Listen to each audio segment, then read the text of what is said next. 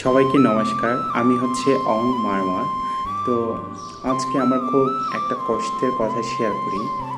আমরা সমাজে বসবাস করতে গেলে গরিব, ধনী, মধ্যবিত্ত, নিম্নবিত্ত সবার সাথে মিলেমিশে বসবাস করি। কিন্তু কিছু ধনী লোকেরা, কিছু যারা টাকা পয়সাওয়ালা, যাদের কাছে অর্থ অভাব নেই, তারা কিন্তু না এই গরিবদেরকে হেয় করে দেখে।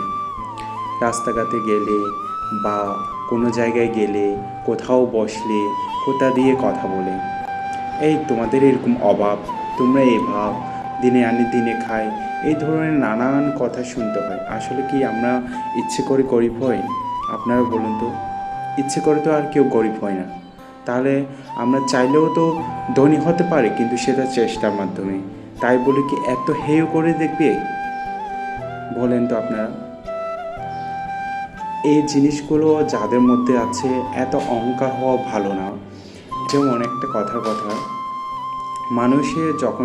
মানুষের সাথে মানুষ পরিচয় হয়, একটা বসে যে কথা দু একটা বলি, তখনই বোঝা যায় সে মানুষটা কেমন, বা সে মনের ভিতর কেমন, সে মানুষটা কেমন হবে, তখনই বোঝা যায়।